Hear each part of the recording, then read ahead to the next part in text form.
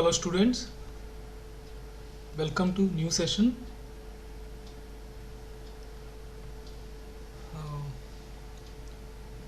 So my request is students, please subscribe to our YouTube channel CA Stuff, and also please log on to our website castuff.in.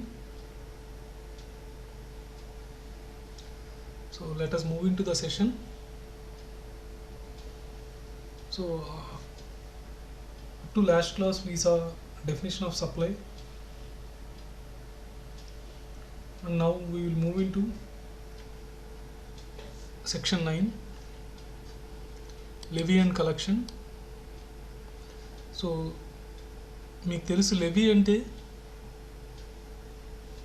Liability ఎప్పుడు arise అవుతుంది అనేది levy అంటే. మనం ఇప్పుడు pre GST regime అంటే excise రెజిమ్లో excise duty liability ఎప్పుడు arise అవుతుందంటే manufacture అవ్వగానే లైబిలిటీ అరైజ్ అవుతుంది.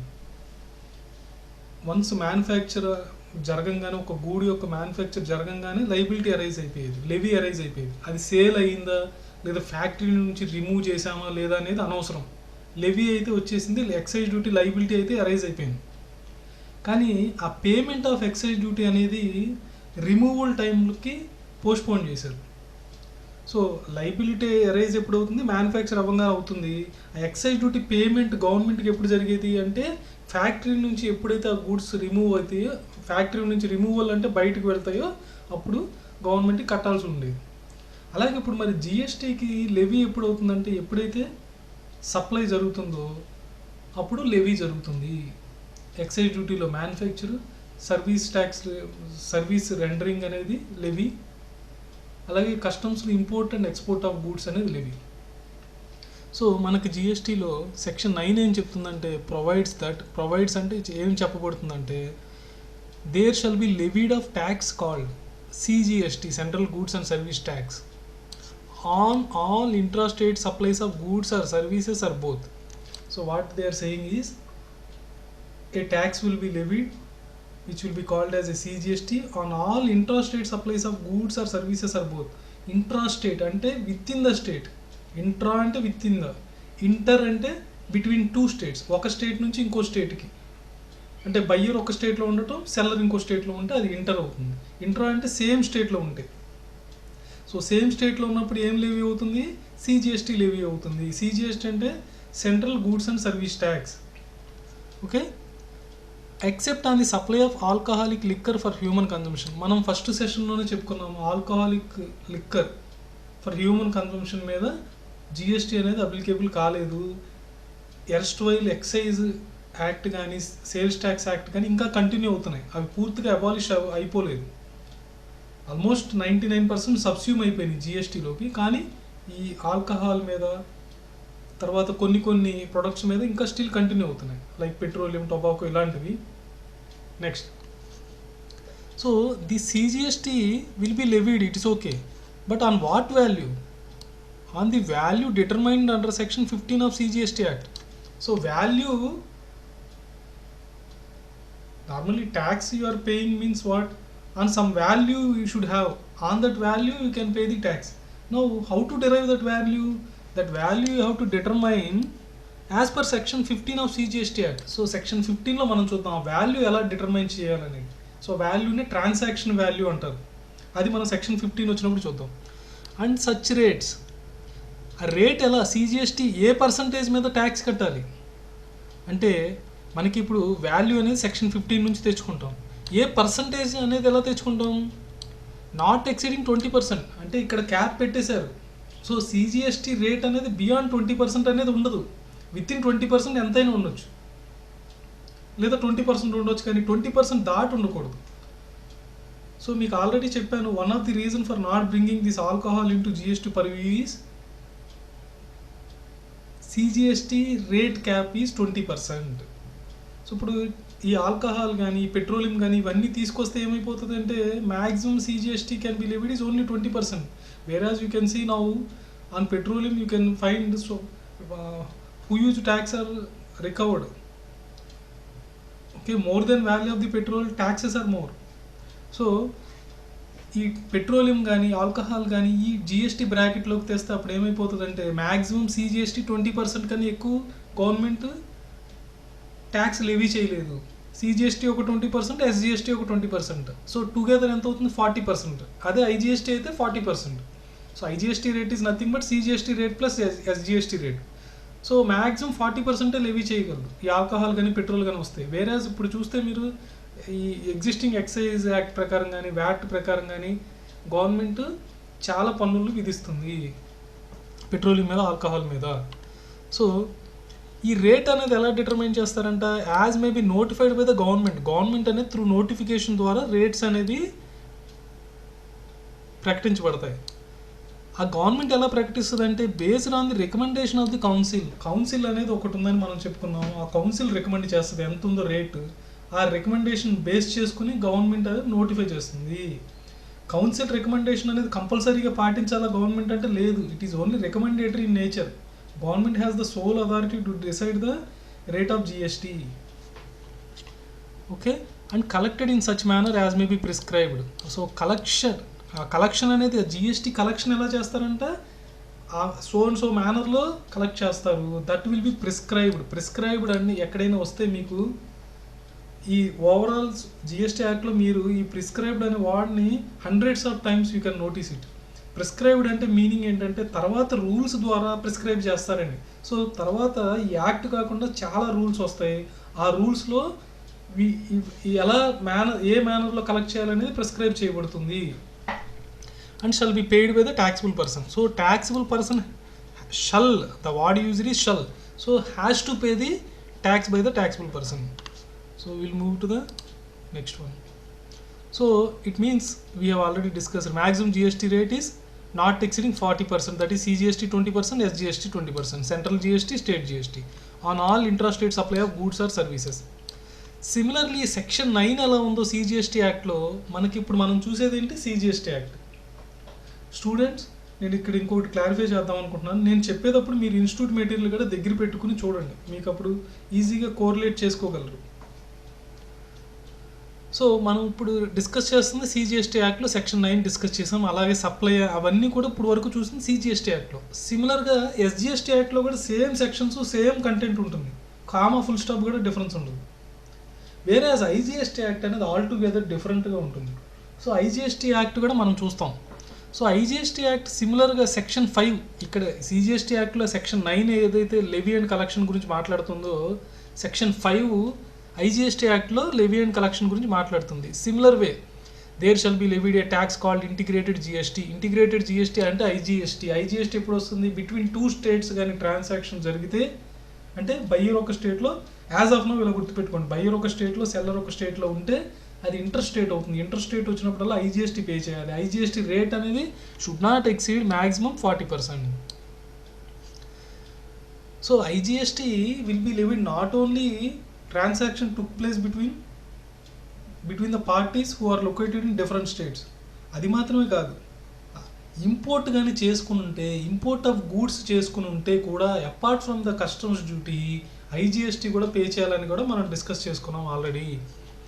So IGST on goods imported into India shall be levied and collected in accordance with the provisions of section 3 of customs tariff act 1975. So ఈ import చేసుకున్నప్పుడు customs duty pay చేయాలి కదా, అదే సమయంలో ఈ IGST కూడా pay చేయాలి. So along with customs duty ఐజిఎస్టీని కూడా పే చేయాలి. సో అది ఎలా లెవీ చేయబడుతుంది, ఎలా కలెక్ట్ చేయబడుతుంది అనేది కస్టమ్స్ టారిఫ్ యాక్ట్లో సెక్షన్ 3లో చెప్పబడుతుందని ఇక్కడ చెప్పారు. Next, so section 9 subsection 2 again come back to CGST act. So CGST act 9 subsection 2 ఏం చెప్తుందంటే GST will be levied on supply of, these are also we have discussed in the introduction class. So ఇక్కడ చెప్పబడిన products అన్నిటికి కూడా as of now GST అనేది applicable అవ్వదు, but in future it will be applied. GST apply అవుతుంది in ఫ్యూచర్లో. ఎప్పటి నుంచి అప్లై అవుతుందంటే ఎప్పుడైతే గవర్నమెంట్ ఒక నోటిఫికేషన్ ద్వారా సో అండ్ సో డేట్ని ప్రిస్క్రైబ్ చేస్తుందో ఆ డేట్ నుంచి ఈ ప్రొడక్ట్స్ కూడా జిఎస్టీ అప్లికేబుల్ అవుతుంది. సో యాజ్ ఆఫ్ నో వీటికి కూడా existing erstwhile this excise and sales tax acts are applicable. So as of now sales tax, excise duty ఇవే లెవీ అవుతున్నాయి ఈ ప్రొడక్ట్స్ మీద. ఎప్పుడైతే గవర్నమెంట్ ఒక డేట్ని ప్రిస్క్రైబ్ చేసి ఆ డేట్ నుంచి ఓన్లీ జిఎస్టీ అప్లికేబుల్ అవుతుంది ఈ ప్రొడక్ట్స్ మీద అని చెప్తుందో అప్పటి నుంచి జిఎస్టీని అప్లై అవుతుంది. సో ఆ రోజు వచ్చినప్పుడు మనకి పెట్రోల్ ప్రైసెస్ కానీ ఇవన్నీ కూడా తగ్గుతాయి. Next section 9(3) and 9(4) very important. So 2 section, section 9 subsection 3, section 9 subsection 4 very important section. Okay, so ఏం చెప్తుందంటే సెక్షన్ 9(3), 9(4) అనేది రివర్స్ ఛార్జ్ మెకానిజం గురించి మాట్లాడుతుంది. రివర్స్ ఛార్జ్ మెకానిజం అంటే ఏంటంటే జనరల్గా జిఎస్టీ ఎవరు పే చేయాలి? Supplier of the goods or services pay చేయాలి. ఎవరైతే సప్లై చేస్తున్నారో వాళ్ళు జిఎస్టీ గవర్నమెంట్కి కట్టాలి. గవర్నమెంట్కి కట్టి ఈ సప్లయర్ అంటే ఫర్ ఎగ్జాంపుల్ సెల్లర్ అనుకోండి, ఎవరైతే సేల్ చేస్తున్నారో వాళ్ళు గవర్నమెంట్కి కట్టాలి. ఈ సేల్ చేసినప్పుడు ఇతను ఏం చేస్తాడు? ఇన్వాయిస్ ద్వారా బయ్యర్ దగ్గర నుంచి ఇతను గవర్నమెంట్కి ఏదైతే కట్టాడో అతను రీయింబర్స్మెంట్ తెచ్చుకుంటాడు. ఇతను 100 రూపీస్ జిఎస్టీ గవర్నమెంట్ కడితే 100 రూపీస్ బయ్యర్ నుంచి వసూలు చేసుకుంటాడు. ఇతను ఏం బేర్ చేయడు.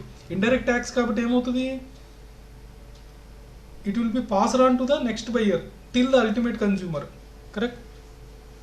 మరి రివర్స్ ఛార్జ్ మెకానిజం అంటే ఏం చెప్తున్నారంటే instead of seller, instead of supplier, receiver లేదా బయ్యర్ అనేవాడు జిఎస్టీని కట్టాలి గవర్నమెంట్కి. అంటే సప్లయర్ కాకుండా రిసీవర్ కట్టమని చెప్తున్నారు 9(3), 9(4) ప్రకారం. ఏ కేసుల్లో కట్టాలి అంటే 9(3) ఏం చెప్తుందంటే government May on the recommendation of the GST council. ఇక్కడ కూడా జిఎస్టీ కౌన్సిల్ యొక్క రికమెండేషన్ బేస్ చేసుకుని గవర్నమెంట్ మే నోటిఫై అంటే పబ్లిక్ గెజెట్లో కానీ త్రూ నోటిఫికేషన్. మీరు జిఎస్టీ వెబ్సైట్ చూస్తే gst.gov.in చూడండి, రెగ్యులర్గా మీకు నోటిఫికేషన్స్ అనేవి గవర్నమెంట్ రిలీజ్ చేస్తూ ఉంటాయి. అమెండ్మెంట్స్ అన్నీ వస్తాయి త్రూ నోటిఫికేషన్ ద్వారా.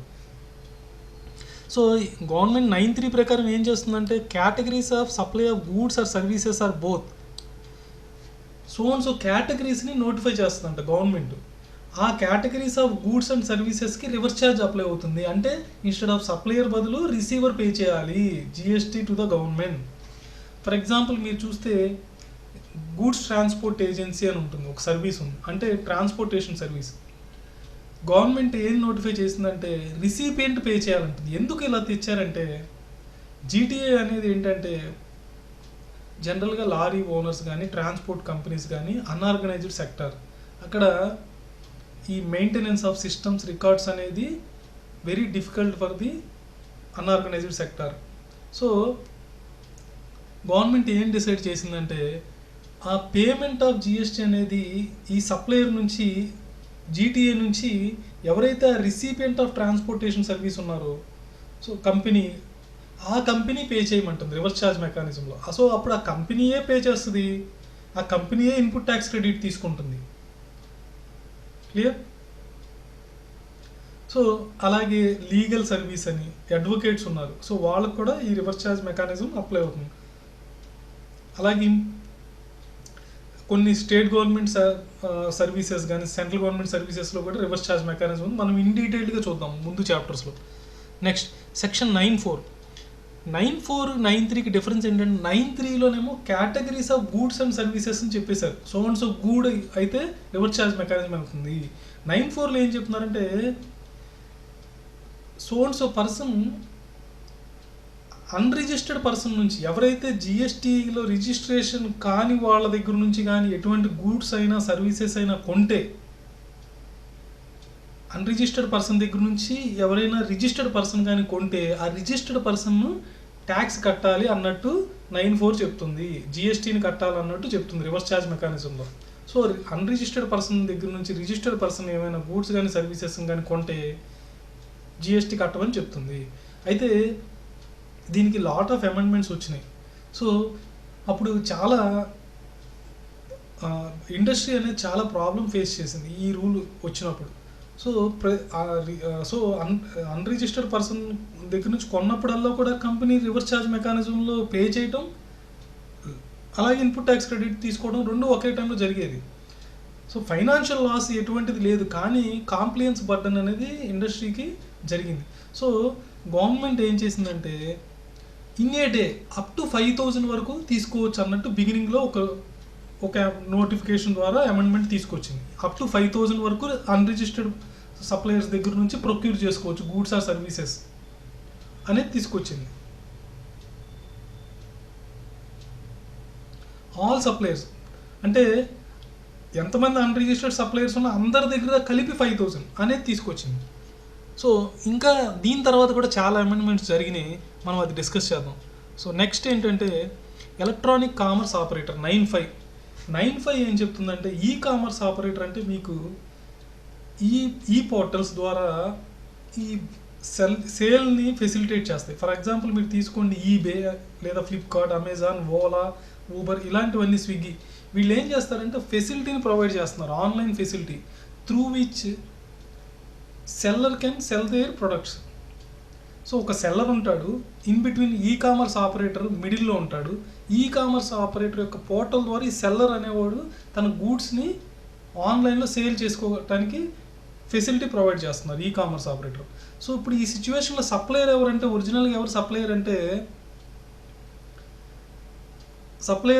ఎవరైతే సేల్ చేస్తున్నారో వాళ్ళు సప్లయర్ అవుతారు. ఈ కామర్స్ ఆపరేటర్ అనే అతను సప్లయర్ కాదు. కానీ ఏం చెప్తుందంటే 9(5) ఈ కామర్స్ ఆపరేటరే ట్యాక్స్ని పే చేయాలి గవర్నమెంట్కి. ఎందుకంటే ఇక్కడ కూడా ఈ suppliers, unorganised suppliers, very difficult to identify who has sold that product. So అదే ఈ కామర్స్ ఆపరేటర్ అనుకోండి, ఎస్టాబ్లిష్డ్ కాబట్టి గవర్నమెంట్ ఈ కామర్స్ ఆపరేటర్ మీద ఈ రెస్పాన్సిబిలిటీని ఫిక్స్ చేసింది. ఒకవేళ e commerce operator foreign person అనుకోండి, సో ఇండియాలో ఖచ్చితంగా తన యొక్క రిప్రజెంటేటివ్ని అపాయింట్ చేసుకుని తన ద్వారా ఈ ట్యాక్స్ కట్టేటట్టు ఏర్పాట్లు చేయాలన్నట్టు సెక్షన్ 9(5) చెప్తుంది. సో సిమిలర్గా సెక్షన్ 5 సబ్సెక్షన్ 5 IGST యాక్ట్లో కూడా సిమిలర్ ప్రొవిజన్ ఉంది. సో ఇక్కడ ఏం చెప్తుంది, ప్రొవైడెడ్ ఫర్దర్ దట్ అంటే ఫర్దర్ దట్ ఏం ప్రొవైడ్ చేయబడింది అంటే condition where an ECO electronic commerce operator does not have a representative in the taxable territory అంటే within India. Such ECO shall appoint a person in the taxable territory for the purpose of payment of tax and such person shall be liable to pay tax. So ECO అనేది for example some foreign ECO అనుకుందాం.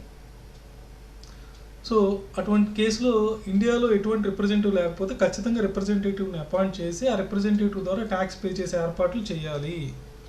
So next, so all these we have already discussed, again they are repeating. So as we discussed 9(4)కి చాలా amendments జరిగినాయని చెప్పుకున్నాం. ఒక amendment ఏంటంటే unregistered persons నుంచి up to 5,000 rupees per day వరకు allowed అని చెప్పుకున్నాం. దాని తర్వాత ఏమైందంటే కొన్ని రోజులు ఏం చేశారంటే ఈ అన్రిజిస్టర్డ్ పర్సన్ దగ్గర నుంచి కొన్నా కూడా ఎటువంటి రివర్స్ ఛార్జ్ అప్లై కాదని కొంత పీరియడ్ వరకు మళ్ళీ పోస్ట్పోన్ చేశారు ఆ క్లాజ్ని, ఆ ప్రొవిజన్ని. మళ్ళీ 1/2/2019లో ఏం చెప్పారంటే అన్రిజిస్టర్డ్ పర్సన్స్ దగ్గర నుంచి ఏదైనా గూడ్స్ కానీ సర్వీసెస్ కానీ ప్రొక్యూర్ చేస్తే అందరికీ కూడా రివర్స్ ఛార్జ్ మెకానిజం అప్లై అవ్వదు. ఎవరైతే ప్రొక్యూర్ చేసుకున్నారో అందరికీ అప్లై కాదు, సెలెక్టెడ్ రిసిపియెంట్స్కి మాత్రమే. So and so recipient is dealing in so and so goods or సర్వీసెస్కి మాత్రమే రివర్స్ ఛార్జ్ మెకానిజం వర్తిస్తుంది. అంటే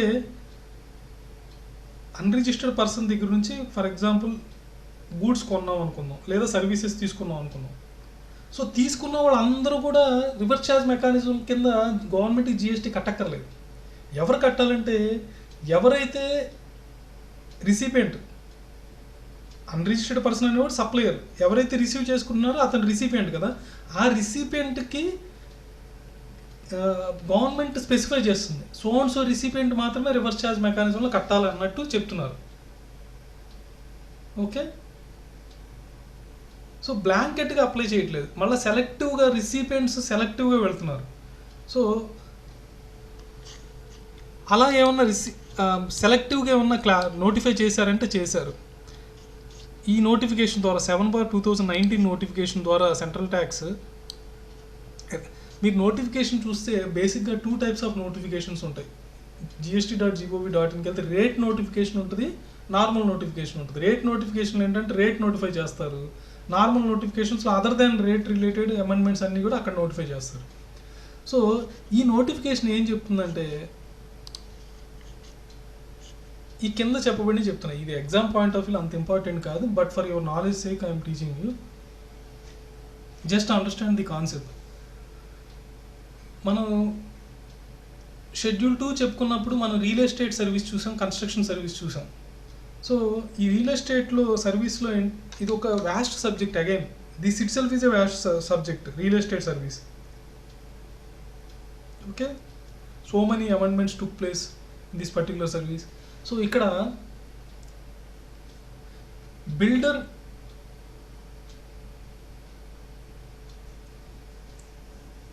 ల్యాండ్ ఓనర్ కాన్సెప్ట్ ఉంటుంది, అంటే sharing concept.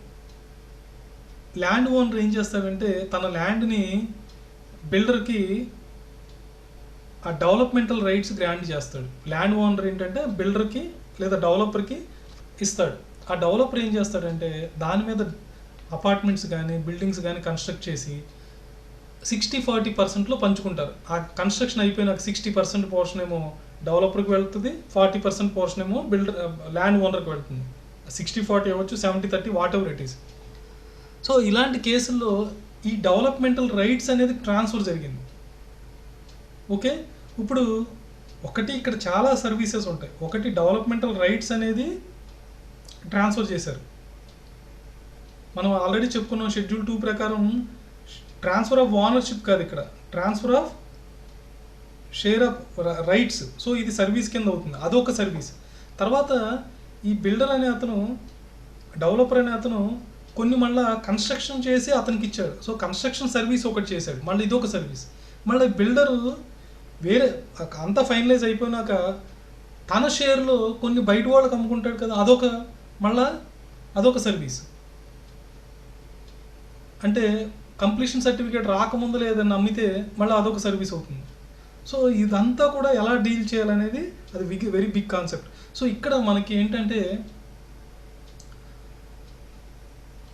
So 2019 I think lot of amendments have come. ఈ రియల్ ఎస్టేట్ సర్వీస్ని ఏంటంటే బేసిక్గా 2 పార్ట్స్ కింద డివైడ్ చేశారు. So small residential homes other than, so small కేసులో అంటే స్మాల్ అంటే based on carpet area below 60 square meters in case of metro, other than metro 90 square meters కన్నా తక్కువ ఉంటే కార్పెట్ ఏరియా 1% GST కట్టాలి. సో ఆ GST అనేది వితౌట్ ఐటీసీని అవైల్ చేసుకోకుండా కట్టాలి. సో ఇలాంటివన్నీ అదర్వైజ్ 5% కట్టాలి. సో ఇలాంటివన్నీ తీసుకొచ్చారు. అలా తీసుకొచ్చినప్పుడు ఏం చేశారంటే ఈ డెవలపర్ అనే అతను ఏంటంటే ఇది అవైల్ చేసుకోవాలంటే మినిమం 85% అనేది 85% ఆఫ్ గూడ్స్ ఆర్ సర్వీసెస్ అనేది రిజిస్టర్డ్ పర్సన్స్ నుంచి ప్రొక్యూర్ చేయాలి. ఒకవేళ ప్రొక్యూర్ చేయకపోతే ఎంతైతే షార్టేజ్ అయిందో 85%కి ఎంతైతే షార్టేజ్ అయిందో అతను రివర్స్ ఛార్జ్ మెకానిజంలో కట్టమని చెప్పి నోటిఫికేషన్స్ చెప్తున్నాయి. త్రూ దీస్ నోటిఫికేషన్ తీసుకొచ్చారు. సో ఇక్కడ ఏం చేశారు, ఇక్కడ సప్లయర్ ఎవరు అంటే డెవలపర్, సారీ రిసిపియంట్ ఎవరు డెవలపర్, సప్లయర్ ఎవరు unregistered person. So unregistered persons నుంచి ఓకే అప్ టు 15% వరకు అలౌడ్ కదా, అంటే 85% రిజిస్టర్డ్ నుంచి కొనాలి, up to 15% allowed from unregistered persons. So ఇప్పుడు అన్రిజిస్టర్డ్ పర్సన్స్ నుంచి కొంటున్నప్పుడు 15% కన్నా ఎక్కువ కొనేస్తున్నారు అనుకోండి, అప్పుడు డెవలపర్ ఏం చేయాలి, రివర్స్ ఛార్జ్ మెకానిజంలో ఆ గ్యాప్ని ఫిల్ చేయాలి. ఫర్ ఎగ్జాంపుల్ 17% కొన్నారనుకోండి, సో ఆ ఎక్స్ట్రా 2% ఏదైతే అన్రిజిస్టర్డ్ పర్సన్స్ నుంచి కొన్నారో ఆ 2% మీద GST కట్టాలి. క్లియర్? సో ఇక్కడ ఏమైంది, స్పెసిఫిక్ రిసిపియంట్ని కేటగరైజ్ చేస్తారు. సో రిసిపియంట్స్కి మాత్రమే రివర్స్ ఛార్జ్ మెకానిజం అప్లై అవుతుంది అన్రిజిస్టర్డ్ పర్సన్స్ నుంచి కొన్నప్పుడు అనేది కేటగరైజ్ చేస్తారు. సో ప్రమోటర్ అనేది ఒక కేటగరైజేషన్, అందరికి అప్లై కాదు ఇది, ఓన్లీ స్పెసిఫైడ్ రిసిపియంట్స్కే ఇప్పుడు సెక్షన్ 9 సబ్సెక్షన్ 4 అనేది అప్లై చేశారు. Next composition levy.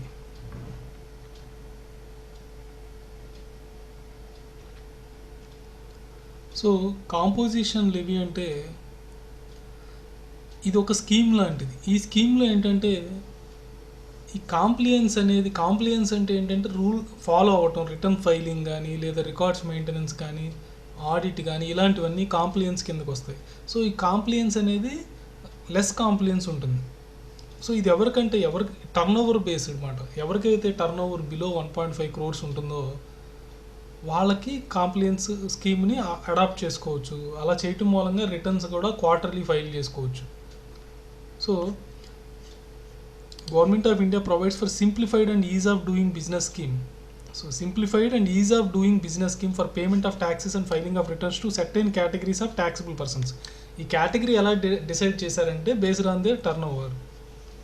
As a result such taxable person is not required to maintain elaborate రికార్డ్స్ని మెయింటైన్ చేయక్కర్లేదు. And also not required to file detailed returns కూడా file చేయక్కర్లేదు.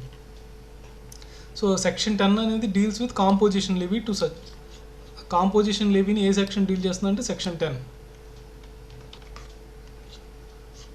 So next ఇక్కడ composition scheme చూస్తే ఇక్కడ flow chart రూపంలో ఉంది మీకు. సో ఏం చెప్తుందంటే ఈ కాంపోజిషన్ స్కీమ్ అనేది బేసికల్గా ఫస్ట్ తీసుకొచ్చినప్పుడు ఓన్లీ గూడ్స్కి మాత్రమే, those who are dealing in supply of గూడ్స్కి మాత్రమే కాంపోజిషన్ లెవీని తీసుకొచ్చారు. సప్లై ఆఫ్ గూడ్స్కి మాత్రమే తీసుకొచ్చారు. ప్లస్ ఓన్లీ వన్ సర్వీస్ ఉన్నవాళ్ళు కూడా ఈ కాంపోజిషన్ లెవీ తీసుకొచ్చారు. ఏ సర్వీస్ అంటే అది రెస్టారెంట్ సర్వీస్. సో రెస్టారెంట్ సర్వీస్కి మాత్రమే కాంపోజిషన్ లెవీని తీసుకొచ్చారు. Other than that no service no service provider can opt this composition levy. So either he should deal in supply of goods లేదా రెస్టారెంట్ సర్వీస్లో deal చేస్తున్న పర్సన్స్కి మాత్రం ఈ కాంపోజిషన్ లెవీని ఆప్ట్ చేసుకోగలరు. బిగినింగ్ అలా తీసుకొచ్చారు. So over a period of time amendments has come. So we will discuss.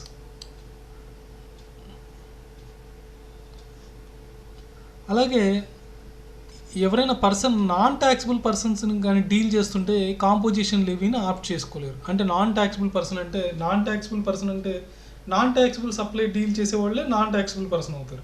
Non taxable supplies ఏంటి? సేల్ ఆఫ్ ఆల్కహాలిక్ లిక్కర్, అది మీకు తెలుసు కదా, అది నాన్ ట్యాక్సిబుల్ సప్లై అని. సో వాళ్ళకి ఇది కాంపోజిషన్ లెవీ అనేది అప్లికేబుల్ అవ్వదు. అలాగే ఇంటర్ స్టేట్ సప్లైస్ ఉండకూడదు. అంటే ఈ కాంపోజిషన్ లెవీ ఎవరైతే ఆప్ట్ చేద్దాం అనుకుంటున్నారో వాళ్ళు ఇంటర్ స్టేట్ సప్లైస్ చేయకూడదు. అంటే వేరే స్టేట్స్కి సేల్స్ కానీ అనేది వేరే స్టేట్కి సేల్ కానీ చేయకూడదు. అలాగే e commerce supply of goods through eco, e commerce operator ద్వారా సప్లైస్ అనేవి చేయకూడదు. సో అలా చేయనట్టయితే కాంపోజిషన్ లెవీ అనేది అప్లికేబుల్ అవుతుంది. కానీ ఓన్లీ వన్ కండిషన్ ఏంటి? ప్రీవియస్ ఇయర్లో, కరెంట్ ఇయర్లో కాదు, ప్రీవియస్ ఇయర్లో టర్న్ ఓవర్ అనేది less than or equal 1.5 crore. So previous ఇయర్లో 1.5 crores కన్నా తక్కువ ఉంటే టర్న్ ఓవరు, అతను కనుక inter state sale of goods కానీ సప్లై ఆఫ్ గూడ్స్ కానీ చేయకోకుండా ఉంటే, ఈ కామర్స్ ద్వారా చేయకోకుండా ఉంటే, నాన్ ట్యాక్సిబుల్ సప్లైస్ కానీ చేయకోకుండా ఉంటే, అదర్ దాన్ రెస్టారెంట్ సర్వీస్ కాకుండా వేరే సర్వీస్ ఏవి చేయకోకుండా ఉంటే కాంపోజిషన్ లెవీని ఆప్ట్ చేసుకోవచ్చు. అయితే నేను చెప్పినట్టు over a period of time amendments వచ్చినాయి. అమెండ్మెంట్స్ ఏంటంటే ఈ అమెండ్మెంట్ని తీసుకొచ్చారు over a period of time. ఈ అమెండ్మెంట్ ఏం చెప్తుందంటే, ఫస్ట్ ఏం చెప్పాను, ఒక్క సర్వీస్కి మాత్రమే అలౌ చేశారు కాంపోజిషన్ స్కీమ్లో. అయితే ఇది చాలా పెద్ద ప్రాబ్లం, హెడేక్ అయింది బిజినెసెస్కి.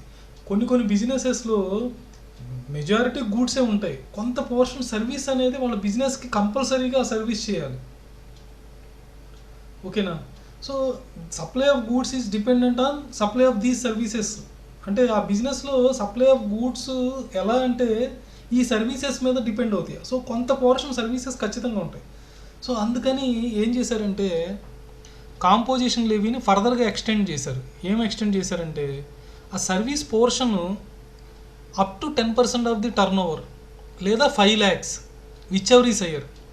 ఫర్ ఎగ్జాంపుల్ నా టర్న్ ఓవర్ 100 lakhs అనుకోండి, 10% అంటే ఎంత అవుతుంది? 10 lakhs. So total services provided whether it is taxable services or exempted services, 10% అంటే ఎంత అవుతుంది? 100 lakhsలో 10 lakhs. So up to 10 lakhs వరకు సర్వీస్ వాల్యూ ఆఫ్ సర్వీసెస్ ఉంటే కాంపోజిషన్ లెవీ అనేది అలౌడ్. ఓకే, నెక్స్ట్ నా turn over for example 20 lakhs అనుకోండి, 20 lakhsలో 10% అంటే ఎంత? 2 lakhs. సో అప్పుడు ఎంతవరకు అలౌ చేస్తారు? సర్వీస్ పోర్షన్ ఎంతవరకు అలౌ చేస్తారంటే 2 lakhs కాదు, 5 lakhs. ఎందుకంటే 10% of turnover or 5 lakhs whichever is higher కదా. నెక్స్ట్ దీని తర్వాత ఇంకొక అమెండ్మెంట్ కూడా తీసుకొచ్చారు, అది మనం ఫర్దర్గా డిస్కస్ చేద్దాం. So already we have discussed all these things. Another amendment has brought here, you see here another amendment has brought. ఈ అమెండ్మెంట్ ప్రకారం ఏంటంటే supplier of service has option to claim composition scheme provided previous year turnover కానీ less than or equal 50 lakhs ఉంటాయి. మామూలుగా composition scheme section 10(1) ప్రకారం ఎంత 1.5 crores 1.5 crores కన్నా తక్కువ ఉంటే అతను సప్లయర్ ఆఫ్ గూడ్స్ కానీ అయ్యి ఉంటే లేదా రెస్టారెంట్ సర్వీస్లో ఉన్నా కూడా వర్తిస్తుంది. లేదా తర్వాత అమెండ్మెంట్ ప్రకారం ఏం తెచ్చారు, up to 10% of turnover లేదా 5 lakhs whichever is higher వరకు, అంత పోర్షన్ వరకు సర్వీసెస్ ఉన్నా కూడా కాంపోజిషన్ స్కీమ్ని ఆప్ట్ చేసుకోవచ్చు అని డిస్కస్ చేసుకున్నాం. అయితే ఇప్పుడు 10(2)A ప్రకారం ఏం తెచ్చారంటే those service providers whose previous year turnover is up to 50 lakhs కనుక అయ్యి ఉంటే అప్పుడు కూడా ఈ కాంపోజిషన్ స్కీమ్ని అంటే ఈ సపరేట్ రేట్స్ని చెప్పారు. కాంపోజిషన్ రేట్స్ అనేది ట్యాక్స్ రేట్స్ అనేది డిఫరెంట్, అది మనం ఎలాబొరేట్గా చూద్దాం నెక్స్ట్ సెషన్ రాబోయే టాపిక్లో. Okay, let us move into the next topic. So all these we have discussed. Okay, let us solve one problem, then you can understand. So ఈ problem solve చేద్దాం. So ఇక్కడ చెప్తున్నట్టు Ram and company being a trader of cell phones. Cell phones అంటే ఏంటి, goods కదా. So గూడ్స్ని trader అన్నమాట, goods యొక్క ట్రేడర్, సెల్ ఫోన్స్ యొక్క trader. So in the state of Tamil Nadu furnishes the following information. మీరు ఇక్కడ చూస్తే ఇంటర్ స్టేట్ ఏమైనా ఉంటే కాంపోజిషన్ లేవి అప్లికేబుల్ అవుతుందా, ఆప్ చేయగలరా, చేయలేరు. So intra state taxable goods ఎంత 120, ఎగ్జెంప్టెడ్ గూడ్స్ ఎంత 10, ట్యాక్సిబుల్ సర్వీసెస్ ఎంత 5, ఎగ్జెంప్టెడ్ సర్వీసెస్ ఎంత 3. Interest and on deposits, loans and advances, ఇది ఏదైతే ఉందో interest and on loans or deposits ఏవైతే ఉందో దీన్ని టర్న్ ఓవర్ కింద కన్సిడర్ చేయకూడదు. ఎందుకు చేయకూడదు అంటే 10(2)Aలో అటువంటి తీసుకొచ్చారు. 1 August 2019 నుంచి 1 explanation has been inserted with regard to turnover. So ఆ ఎక్స్ప్లెనేషన్ ప్రకారం కన్సిడర్ చేయకూడదు. సో ఇప్పుడు ఇది కాకుండా ఎంత అయింది, టర్న్ ఓవర్ ఎంత అయింది, 138 lakhs అయింది. ఇవన్నీ యాడ్ చేస్తే మీకు 138 lakhs అయింది, ఈ 15.5 కాకుండా. సో ఇప్పుడు 138 lakhs అయింది. So which is below 1.5 crores turn over. అయితే మనం ఇంకోటి చూడాలి కదా, ఎక్సెప్ట్ రెస్టారెంట్ సర్వీస్ అయితే allowed, other than restaurant service ఏదైనా ఉంటే మనకి ఎంతవరకు ఉండాలి సర్వీస్ పోర్షన్ అనేది, 10% of the turn over 5 lakhs whichever is higher. ఇప్పుడు మనకి సర్వీస్ పోర్షన్ ఎంత ఉంది, అంటే సర్వీస్ పోర్షన్ ఎంత ఉంది ఇక్కడ చూడండి, 5 + 3 8 lakhs ఉంది, అవునా. సర్వీస్ పోర్షన్ ఎంత ఉంది, 8 lakhs ఉంది. ఓకే, మీరు ఇక్కడ చూస్తే ఇప్పుడు టర్న్ ఓవర్ ఎంత మనకి 138 crores, 10% ఆఫ్ 138 crores అంటే ఎంత అవుతుంది, ఇక్కడ మీరు చూస్తే 138 lakhsలో 10% అంటే ఎంత అవుతుంది, 13.8 lakhs అవుతుంది. సో అప్ టు 13.8 lakhs వరకు సర్వీసెస్ ఉన్నా కూడా కాంపోజిషన్ స్కీమ్ని అలౌ చేసుకోవచ్చు. మనకి ఇక్కడ ప్రాబ్లంలో ఎంత ఉంది, 5 + 3 8 lakhs ఉంది కాబట్టి విచ్ ఈజ్ లెస్సర్ దాన్ 13.8 కాబట్టి కాంపోజిషన్ స్కీమ్ని ఆప్ట్ చేసుకోగలరు. Clear? Will move into the next problem. అయితే కొన్ని స్పెషల్ కేటగిరీ స్టేట్స్కి ఈ 1.5 crores టర్న్ ఓవర్ బదులు మోస్ట్లీ నార్త్ ఈస్టర్న్ స్టేట్స్కి 75 lakhsనే పెట్టారు. అగ్రిగేట్ టర్న్ ఓవర్ ఎంత కాంపోజిషన్ స్కీమ్ని ఆఫ్ చేయాలంటే, అంటే అగ్రిగేట్ టర్న్ ఓవర్ అంటే ఏంటి, ఆల్ ఇండియా ప్యాన్ బేసిస్ మీద చూడాలి. వాళ్ళ టోటల్ టర్న్ ఓవర్ ఎంత, 4-5 బ్రాంచ్లు ఉన్నాయనుకోండి, అన్ని బ్రాంచ్ని కలిపి లాస్ట్ ఇయర్లో turn over 1.5 crores other than special category states కనుక ఉంటే, సో లెస్ దాన్ 1.5 crores అయితే కాంపోజిషన్ లేవి ఆఫ్ చేయొచ్చు. అదే స్పెషల్ కేటగిరీ స్టేట్స్లో 75 lakhs మాత్రమే. Next, so aggregate turn over ఎలా కంప్యూట్ చేయాలనేది ఆల్రెడీ మనం చూసాం, మళ్ళీ ఇక్కడ చెప్తున్నారు. So aggregate turn over calculate చేసేటప్పుడు మనకి ఈ ట్యాక్సెస్ ఏదైతే ఉన్నాయో జిఎస్టీ అవన్నీ టర్న్ ఓవర్లో యాడ్ చేసుకోకూడదు. అలాగే ఇంట్రెస్ట్ అండ్ ఆన్ డిపాజిట్స్ కానీ లోన్స్ అండ్ అడ్వాన్సెస్ని యాడ్ చేసుకోకూడదు, ఎక్స్క్లూడ్ చేయాలి. అలాగే ఏవైనా ఇన్వర్ట్ సప్లైస్ మీద under reverse charge mechanism 9 subsection 3 ప్రకారం కానీ 9 subsection 4 ప్రకారం కానీ మనం కట్టవలసి వస్తే అది కూడా మన టర్న్ ఓవర్ కాదు, బేసిక్గా అది మనకి ఇన్పుట్, అది మన అవుట్వర్డ్ కాదు, ఇన్వర్డ్ సప్లై. సో దాన్ని కూడా మన టర్న్ ఓవర్ కింద కన్సిడర్ చేయకూడదు. Whether it is export goods కూడా టర్న్ ఓవర్లో forming part of turnover. అలాగే ఎగ్జామ్టెడ్ గూడ్స్ కానీ సర్వీసెస్ కూడా forming part of aggregate turnover. అలాగే interstate supplies between distinct persons, అంటే డిస్టింక్ట్ పర్సన్స్ అంటే మనం చెప్పుకున్నాం, మనకే ఇంకో బ్రాంచ్ ఉందనుకోండి వేరే స్టేట్లో, ఆ స్టేట్లో ఉన్న బ్రాంచ్ ఈ స్టేట్లో ఉన్న బ్రాంచ్ ఏమవుతుంది డిస్టింక్ట్ పర్సన్స్, ట్యాక్స్ కూడా కట్టాల్సి వస్తుంది. కన్సిడరేషన్ లేకపోయినప్పటికీ కూడా రిలేటెడ్ పార్టీస్ కింద భావిస్తారని చూసాం మనం షెడ్యూల్ 1 ప్రకారం. Next, important points. Turn over will be computed on pan basis చూసాం మనం. తర్వాత composition scheme SSC is not eligible to avail input tax credit. అంటే ఇప్పుడు మనం ఏం చెప్పుకున్నాం, కాంపోజిషన్ లెవీ యొక్క అడ్వాంటేజ్ ఏంటంటే లెస్సర్ కాంప్లైన్స్ ఉంటుంది, డీటెయిల్డ్ రిటర్న్స్ ఫైల్ చేయక్కర్లేదని చెప్పుకున్నాం. అలాగే ఇన్పుట్ ట్యాక్స్ క్రెడిట్ అవైల్ చేయటం, దాన్ని సెట్ ఆఫ్ చేయటం, ఇలాంటివి ఏమీ ఉండవు. సో కాంపోజిషన్ స్కీమ్లో ఉన్న వాళ్ళు ఇన్పుట్ ట్యాక్స్ క్రెడిట్ని అవైల్ చేయకూడదు. Next, casual taxable person and non resident taxable persons are not eligible for composition scheme. So వీళ్ళిద్దరు casual taxable person, non resident taxable persons అనేవాళ్ళు కాంపోజిషన్ స్కీమ్ని ఆప్ట్ చేసుకోలేరు. క్యాజువల్ ట్యాక్సిబుల్ పర్సన్ అంటే మనం చూసాం already, definition పార్ట్లో మనం ఆల్రెడీ డిస్కస్ చేసాం. టెంపరీగా వాళ్ళు ఒక బిజినెస్కి అండర్టేక్ చేయాల్సి వచ్చింది ఒక సో స్టేట్లో, వాళ్ళప్పుడు క్యాజువల్ ట్యాక్సిబుల్ పర్సన్ కింద రిజిస్ట్రేషన్ తీసుకుంటారు. సో వాళ్ళు కాంపోజిషన్ స్కీమ్ని ఆప్ట్ చేసుకోలేరు. Persons not entitle to avail composition scheme. Not entitle to avail అంటే ఎవరైతే కాంపోజిషన్ స్కీమ్ని అవైల్ చేయలేరు అనేది సెక్షన్ 10 subsection 2లో చెప్పబడుతుంది. ఏం చెప్తుంది సెక్షన్ 10? ఈ కింద చెప్పబడిన వాళ్ళందరూ కూడా కాంపోజిషన్ స్కీమ్ని అవైల్ చేసుకోలేరు. ఎక్కడైతే సర్వీసెస్ 10% టర్న్ ఓవర్ దాటేసి ఉన్నాయో వాళ్ళు చేయలేరని చెప్పుకున్నాం.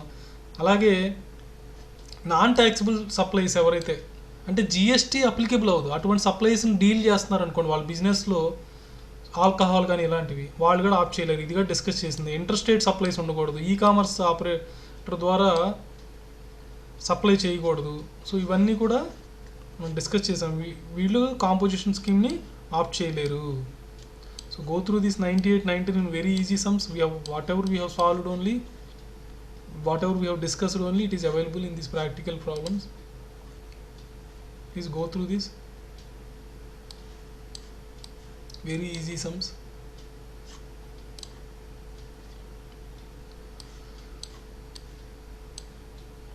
So example 106. సో ఇక్కడ ఏంటంటే ఏది బెస్ట్, కాంపోజిషన్ స్కీమ్ని ఫాలో అవటం బెస్టా, నార్మల్ స్కీమ్ని ఫాలో అవటం బెస్టా అనేది ఈ ఎగ్జాంపుల్ ఈ ప్రాబ్లంలో చెప్తున్నారు. Easily you can understand. ఇక్కడ ఏంటంటే 7,80,000 ఇన్పుట్స్ కొన్నాం కదా, ఇన్పుట్స్కి ఎంత అయింది, జిఎస్టీ 18% కూడా మనం రీయింబర్స్ చేయాలి కదా. మనం ఏదైతే రీయింబర్స్ చేసామో నార్మల్ స్కీమ్లో ఉన్నట్టే మనం ఇన్పుట్ ట్యాక్స్ క్రెడిట్ తీసుకోవచ్చు. కాంపోజిషన్ లెవెల్లో ఉన్నప్పుడు మనం ఇన్పుట్ ట్యాక్స్ క్రెడిట్ తీసుకోలేం కాబట్టి అది కూడా మన కాస్ట్ అయిపోతుంది. సో 18% జిఎస్టీ కూడా మన కాస్ట్ అయిపోతుంది. సో టోటల్ కాస్ట్ 9,20,400 అవుతుంది. అదే నార్మల్ స్కీమ్లో ఉన్నప్పుడు మనం ఏదైతే జిఎస్టీ రీయింబర్స్ చేసామో అది అవైలమెంట్ చేసుకోవచ్చు కాబట్టి అది మన కాస్ట్ అవుతుంది. సో ఇక్కడ కాస్ట్ ఎంత 7,80,000 అవుతుంది. సో ప్రాఫిట్ మార్జిన్ 40% యాడ్ చేశారు. లెక్కలో ఈ ప్రాబ్లంలో చెప్పారు ప్రాఫిట్ మార్జిన్ ఎంత అన్నారు, 40% ఆన్ కాస్ట్ అన్నారు. సో 9,20,000 మీద 40,000 వేస్తే 40% వేస్తే 3,68,160 వచ్చింది. ఇక్కడ 3,12,000 వచ్చింది. సో ఇన్వాయిస్ ప్రైస్ వచ్చింది. సో ఇన్వాయిస్ ప్రైస్ మీద 2.5% సిజిఎస్టీ ఎస్జిఎస్టీ వేశారు, 64,000 వచ్చింది. ఇక్కడ ఇన్వాయిస్ ప్రైస్ మీద 9% సిజిఎస్టీ 9% ఎస్జిఎస్టీ వేస్తే 98,280 98,280 వచ్చింది. కానీ మన ఇన్పుట్ మీద ఈ 7,80,000 మీద ఎంతైతే జిఎస్టీ రీయింబర్స్ చేసాం మనం ఇన్పుట్ ట్యాక్స్ క్రెడిట్ తీసుకోవచ్చు కాబట్టి అది లెస్ చేసుకొని నెట్ ట్యాక్స్ పే చేయాలి. ఆ 28,080 సిజిఎస్టీ 28,080 ఎస్జిఎస్టీ వచ్చింది. So total tax under normal provision is 56,160 వేరాస్ under as per composition levy it is 64,428. కాబట్టి normal scheme is economical. Economical అంటే చీపర్ అని అర్థం. ఎకనామికల్ అంటే చీపర్ అని అర్థం. Next go through these. See, if you know the concept, you can easily solve all these problems. It is a cakewalk for you. If you don't know the concept, you very hectic in solving these problems.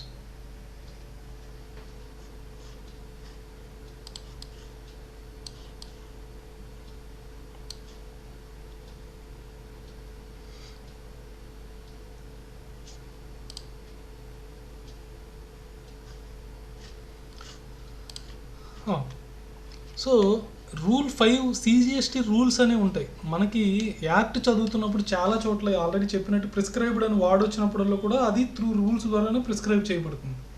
So ఈ rules ద్వారా చాలా వరకు క్లారిటీని తీసుకొచ్చారు. ఈ GST యాక్ట్లో కాంప్లియన్సెస్ గురించి mostly clarity తీసుకొచ్చారు. ఇప్పుడు నార్మల్ స్కీమ్లో ఉన్నప్పుడు ఈ కాంపోజిషన్ స్కీమ్లోకి షిఫ్ట్ ఆప్ట్ చేయాలనుకున్నాం. మనకి టర్న్ ఓవర్ తగ్గింది సో ఇయర్లో. సో అప్పుడు మనం కాంపోజిషన్ స్కీమ్ని ఆప్ట్ చేసుకోవచ్చు కదా. అలా చేయాలంటే కండిషన్స్ ఏంటి? మనకి నార్మల్ స్కీమ్లో ఉన్నప్పుడు మనం మన దగ్గర ఉన్న స్టాక్ మీద ఆల్రెడీ ఇన్పుట్ ట్యాక్స్ క్రెడిట్ తీసుకుని ఉంటాం కదా. ఆ ఇన్పుట్ ట్యాక్స్ క్రెడిట్ని మనం పే చేయాల్సిన ట్యాక్స్ ఏదైనా ఉంటే దానికి సెట్ ఆఫ్ చేసుకుని నెట్ ట్యాక్సే పే చేసి ఉంటాం కదా. సో ఆ బెనిఫిట్ అవైల్ చేసుకుని ఉంటాం కదా. మరి సడన్గా మీరు కాంపోజిషన్ స్కీమ్కి వచ్చేస్తున్నప్పుడు మరి ఎలా? సో కాంపోజిషన్ స్కీమ్లో ఎటువంటి ఇన్పుట్ ట్యాక్స్ క్రెడిట్ తీసుకోకూడదు. సో ఈ ఇర్రెగ్యులారిటీని ఎలా హ్యాండిల్ చేయాలంటే ఈ కండిషన్స్ని ఫాలో అవ్వాలి. సో ఈ కండిషన్స్ మన ఏం చెప్తున్నారంటే మనకి ఏదైతే గూడ్స్ స్టాక్లో ఉన్నాయో on the appointed day have not been purchased in the course of interstate trade or commerce.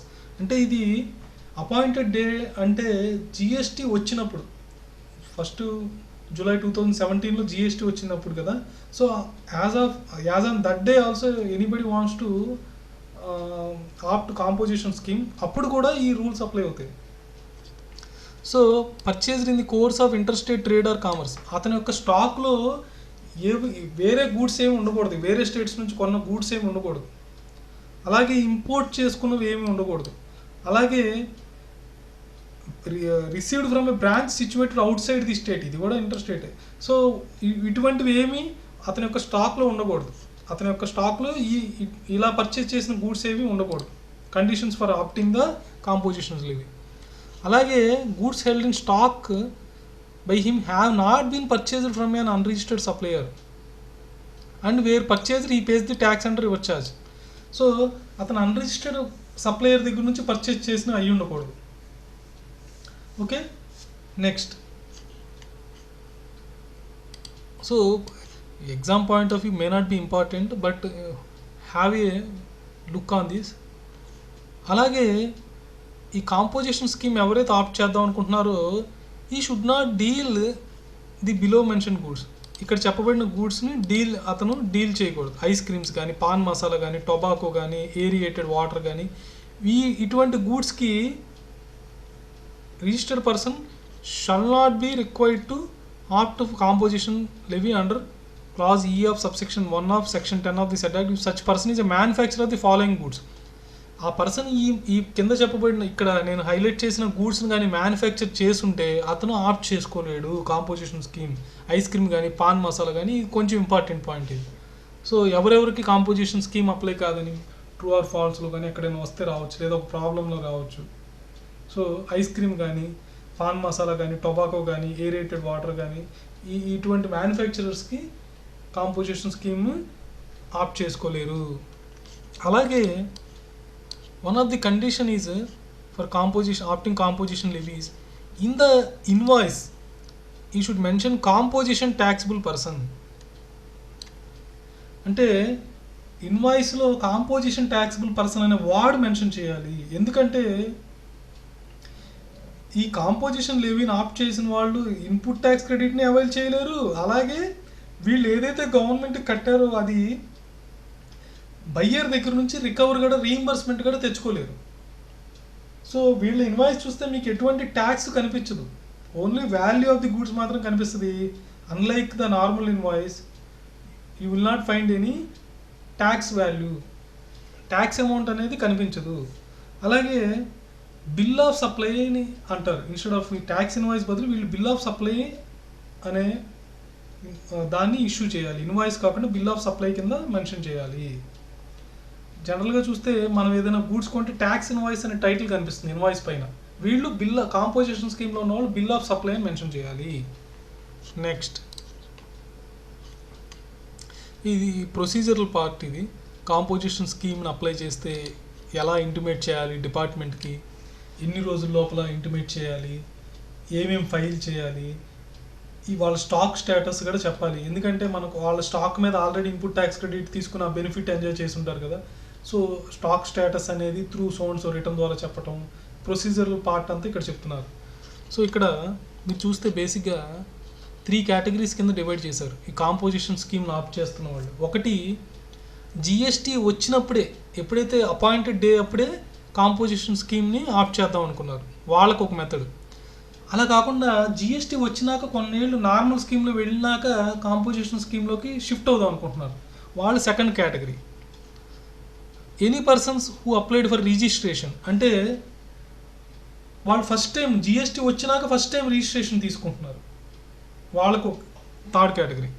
So first category అంటే ప్రీ జిఎస్టీ రెజ్యూమ్లో ఉన్నవాళ్ళు డైరెక్ట్గా ఈ కాంపోజిషన్ స్కీమ్, జిఎస్టీ వచ్చినప్పుడు కాంపోజిషన్ స్కీమ్ ఆప్ట్ చేసుకుందామంటే ఫస్ట్ వాళ్ళు ఏం చేయాలంటే ఇంటిమేషన్ ఇవ్వాలి అండర్ ఫామ్ జిఎస్టీ CMP 01 కింద ప్రయర్ టు ద అపాయింటెడ్ డేకి ముందే ఇంటిమేషన్ ఇవ్వాలి, but not later than 30 days.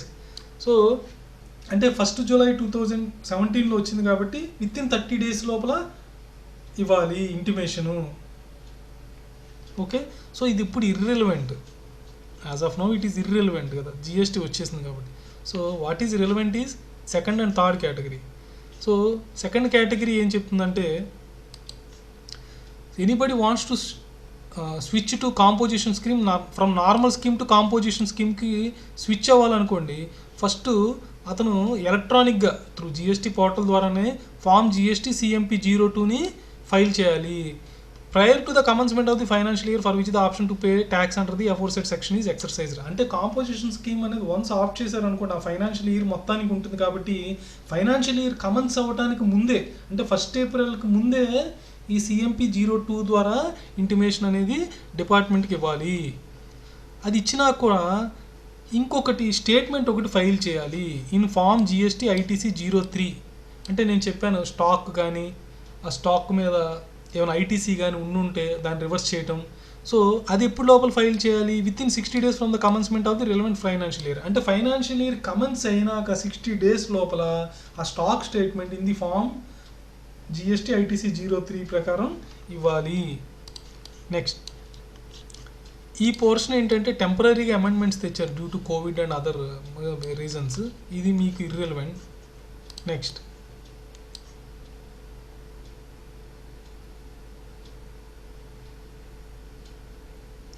ఇది ఇంపార్టెంట్. మరి ఇంటిమేషన్ అనేది ఒక్కొక్క స్టేట్లో ఒక్కొక్క బ్రాంచ్ ఉందనుకుందాం, ఈచ్ బ్రాంచ్ ఇవ్వాలంటే అక్కర్లేదని చెప్తున్నారు. Intimation sent by any place of business in any state shall be deemed to be the intimation in respect of other place of business under same pan. అంటే ఒక బ్రాంచ్ ఇంటిమేట్ చేస్తే చాలు, అన్ని బ్రాంచ్లకి అది applicable అయిపోతుంది. Intimation in every year is not required. Once opt చేశారనుకోండి అది continue అవుతుంది మీరు క్యాన్సిల్ చేసుకునే వరకు. నెక్స్ట్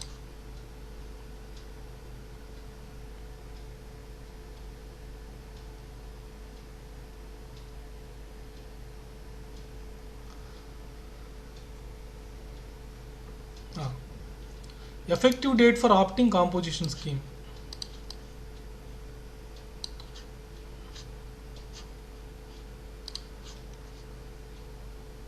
సో ఇది అపాయింటెడ్ డే అనుకున్నాం, అదే ఆల్రెడీ రిజిస్టర్డ్ పర్సన్ అనుకోండి beginning of the financial year, అంటే ఫైనాన్షియల్ ఇయర్ కమెన్స్మెంట్కి ముందే ఇవ్వాలనుకున్నాం. So rule 10(2) provides that if person has applied for registration within 30 days from the date when he is liable to obtain registration, అంటే జనరల్గా registration ఎప్పుడు obtain చేయాలి అంటే 20 lakhs turn over దాటితే registration అనేది తీసుకోవాలి. మనం అది రిజిస్ట్రేషన్ చాప్టర్లో డిస్కస్ చేద్దాం. ఆ రిజిస్ట్రేషన్ అనేది 20 lakhs దాటంగానే ఎన్ని రోజుల లోపల తీసుకోవాలంటే 30 days లోపల తీసుకోవాలి. నువ్వు 30 days లోపల కానీ రిజిస్ట్రేషన్ తీసుకుంటే అది ఫస్ట్ డే నుంచి తీసుకున్నట్టు లెక్కే. 30 days తర్వాత తీసుకుంటే ఏ రోజు తీసుకున్నావో ఆ రోజునే రిజిస్ట్రేషన్ గ్రాంట్ జరిగినట్టు భావిస్తారు. సో ఇప్పుడు మనకి రిజిస్ట్రేషన్ అనేది వితిన్ 30 days లోపల తీసుకుంటే కాంపోజిషన్ ఆ రిజిస్ట్రేషన్తో పాటు మీరు కాంపోజిషన్ స్కీమ్ని అప్లై చేస్తే ఆ కాంపోజిషన్ స్కీమ్ కూడా ఫస్ట్ డే నుంచి వచ్చేస్తుంది. అలా కాకుండా 30 days లోపల కాకుండా 30 days బయట మీరు తర్వాత రిజిస్ట్రేషన్ తీసుకుంటే కాంపోజిషన్ స్కీమ్ అనే డేట్ కూడా మారిపోతుంది అనేది చెప్తున్నారు ఇక్కడ. So go through this.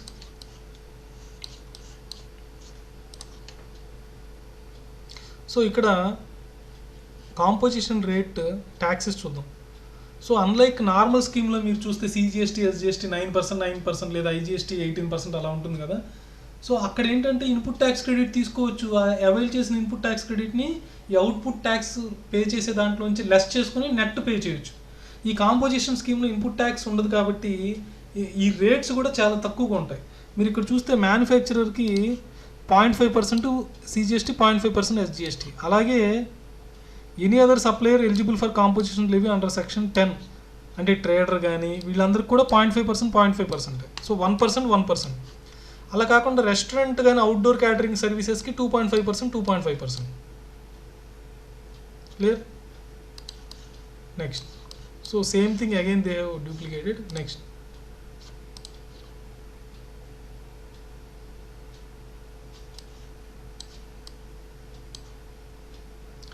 So go through these. So concept only replicated in these practical problems.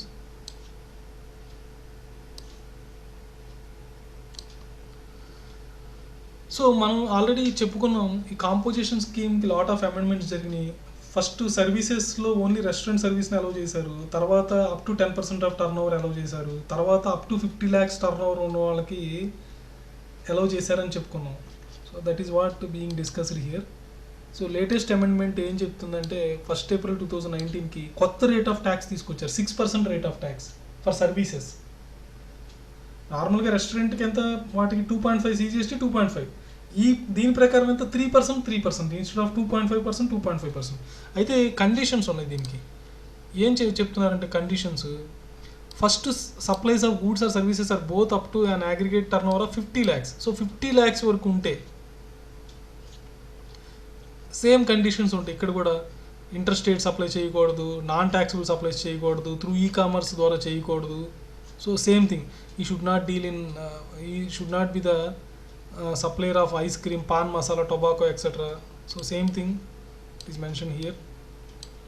Only thing up to 50 lakhs వరకు ఉంటే 6% అనేది rate of tax. Next.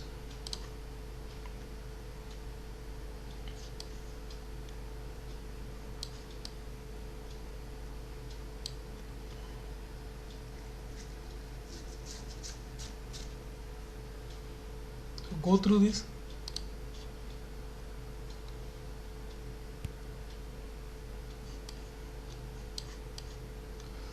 So validity of composition levy అంటే ఎన్ని రోజులు ఇది వ్యాలిడ్గా ఉంటుందంటే మన టర్న్ ఓవర్ 1.5 crores కానీ ఆ లిమిట్స్ ఏవైతే ఉన్నాయో అవి క్రాస్ అయిపోతున్నప్పుడు నార్మల్ స్కీమ్లోకి ఆటోమేటిక్గా స్విచ్ అయిపోతారు. ఓకే. సో అలా టర్న్ ఓవర్ క్రాస్ అయినప్పుడు అతను ఇంటిమేట్ చేయాలి డిపార్ట్మెంట్ వితిన్ 7 days లోపల ఎస్ఎస్సి ఇంటిమేట్ చేయాలి. బై ఫైలింగ్ CMP4 అనే ఫామ్ ద్వారా ఇంటిమేట్ చేయాలి. So he is ineligible for opting composition levy అనేది ఇంటిమేట్ చేయాలి త్రూ ఫామ్ CMP4 ద్వారా. అది వితిన్ 7 days లోపల ఫైల్ చేయాలి. అలా ఫైల్ చేసినాక అలా ఫైల్ చేయొచ్చు. లేదా కొన్నిసార్లు ఈ ప్రాపర్ ఆఫీసర్ అంటే ఈ డిపార్ట్మెంట్ పర్సన్స్, GST డిపార్ట్మెంట్ పర్సన్స్కి if they feel that turnover is more than what is the limit prescribed as per composition scheme, they feel that they feel that for a particular SSC his turnover is more than 1.5 crores, he may issue show cause notice also. GST CM pay show cause notice అంటే notice will be issued by the department asking them to show cause that why he will be given under composition scheme, why he cannot be shifted to normal scheme అనే show cause ఇవ్వాలి. వీళ్ళు అడిగిన కాజ్కి వాళ్ళు రిప్లైని show చేయాలి, దాన్ని show cause notice. So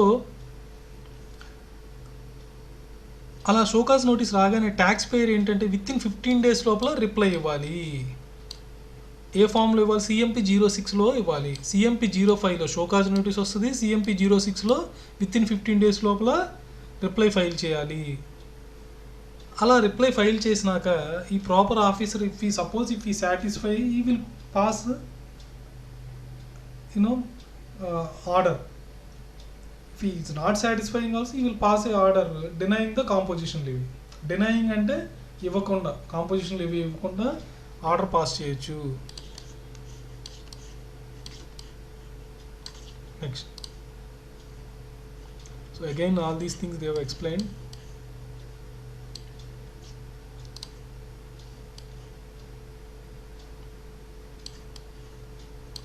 Go through the problems, very easy problems, whatever I taught only will be there.